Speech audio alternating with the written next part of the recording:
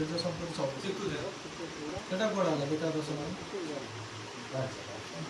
ଆମେ ଏଠି ଲେଖାଟି ହେବାର କାରଣ ହେଉଛି ଆମେ ଯେଉଁ ପ୍ରତିବର୍ଷ ରଜ ଆୟୋଜନ କର ତାର କ'ଣ କେମିତି କାର୍ଯ୍ୟକ୍ରମ କରିବା ଏ ବର୍ଷ ଯେ ସଜେସନ୍ ଦିଅ ଆଉ କ'ଣ କେମିତି ଚାନ୍ଦା କରିବା ତା ବ୍ୟବସ୍ଥା ଟିକେ କରିବା ସେଥିପାଇଁ ବସିଛ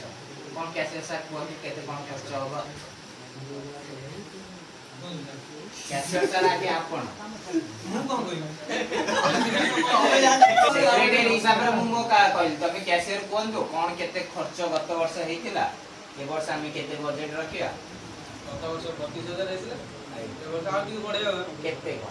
45 ଭିତରେ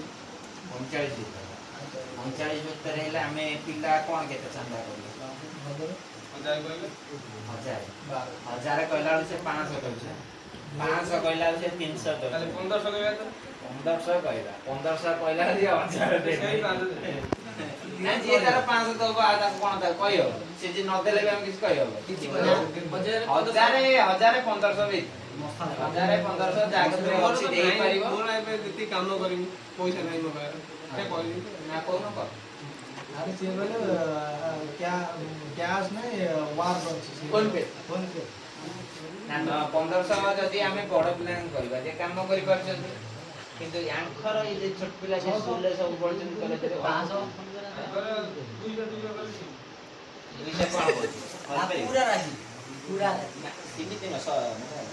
ମୁଁ ରାଜି ଦୁଇଶହ ଆଉ ନା ମୁଁ ଯେତିକି ଅଛି ଆମେ ମିଟିଂରେ ତାପରେ ଜଣେଇବା 200 ଦେଇପାରିବେ ରାଜି ହଁ ମୁଁ ଦେଇପାରିବେ ଦୁଇଶହ ରାଜି ଆଉ ଆଉ କ'ଣ ସବୁ କାର୍ଯ୍ୟକ୍ରମ କ'ଣ କରିବା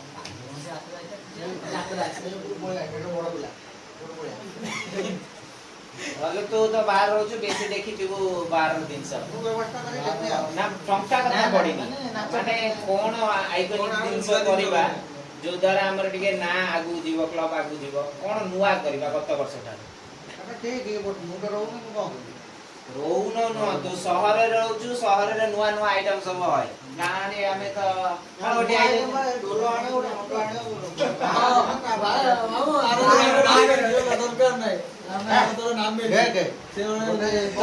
बुद्धि पड़े କଥା ଜଣ ଜଣ କହିବ जी कहूँ तारे मुझे क्या फोकस कर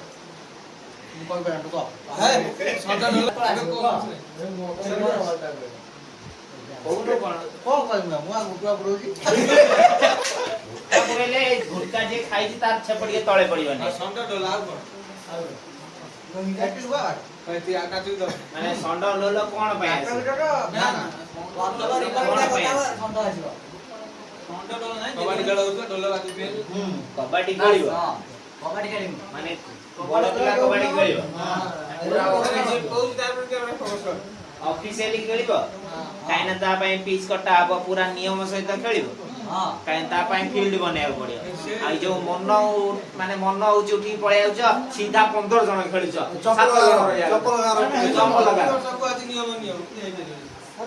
ହେଇପାରିବ ଯଦି ତମ ମାନଙ୍କର ସହଯୋଗ ରହିବ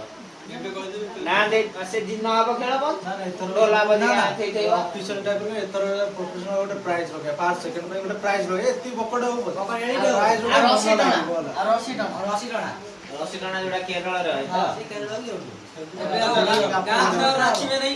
ଗୋଟେ ମେଲୋଡି ଟେ କର ନା ମେଲୋଡି ଗାଁ ଛୁଆ ନାଚିବେ ନାଇଁ ଯେ ମେଲୋଡି ନାଚିବେ ଆମର ଟୋଟାଲି ବଜେଟ ହଉଛି 30,000 କିମ୍ବା ସେ କହିଲେ ଜଣ 45,000 ବଜେଟ ହବ ସେ ଗୋଟେ ନାତି 30,000 ଟଙ୍କା ଗୋଟେ ରାତି ପାଇଁ ଆସିବେ 30,000 ଟଙ୍କା 45,000 ଆମେ 5 ରାତି ଝଡେଇବୁ ଫିଟ୍ ଅବସ୍ଥାରେ ସବୁ ଡାଉନ୍ କରି ଗୋଟେ ଦିନ ବସି ପାରିକି 5,000 ଟଙ୍କା କମେଇବ ଦବ ସାଙ୍ଗେ ସାଙ୍ଗେ ଆଜି ଶୁଣ ସେ କହିଲା ଗୋଟେ ରାତି ବସିଲେ ଦେଇଦବ ତତେ ଖାଇବାକୁ ଦମୁ ପିଇବାକୁ ଦମୁ ହଗିବା ପାଇଁ ବିଲକୁ ବି ନବୁ 5 ରାତି କ'ଣ ଏଇଠି ରଜ ଆସିବା ପର୍ଯ୍ୟନ୍ତ 4 ମାସ ଯିବ ସବୁଠାରୁ ଶସ୍ତା ହଉଛି ବାଗୁଡୁ ଖେଳ ଦିନ ସେଇ ଦିନ ଡୋଲ ନେଇ ଆସ ଆଉ ମଝି ଦିନ ଗୋଟା କରିଦବ ସଇଲା ଏଟା ଗୋଟା ଏତେ ବଜେଟ୍ ନାହିଁ ତମ କତିରେ କିଏ ଦଉଛନ୍ତି କିଏ ଦଉନାହାନ୍ତି ଆମ କହିବା କଥା ଏତେ ଆକାର ଭାବିଲେ କିଛି ହେଇପାରିବ କେବଳ ବାଗୁଡି ଖେଳ ପାଇଁ 4 ଖଣ୍ଡ ଗାଁର ଲୋକ ଆସିବେ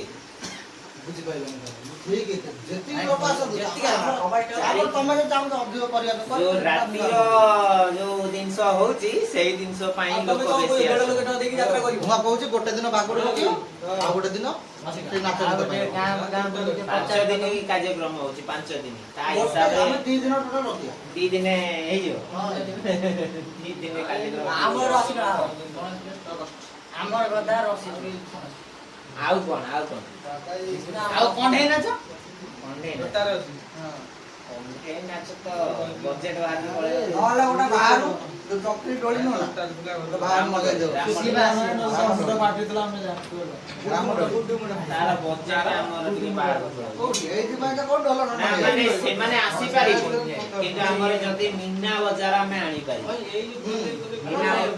ମୀନା ବଜାର ଯଦି ଆମେ 10ଟା ଦୋକାନ ଆଣିବା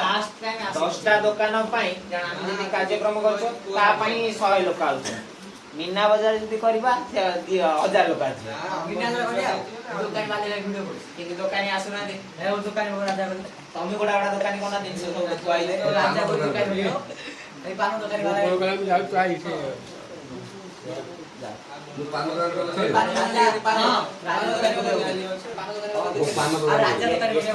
देखो ये मीटिंग है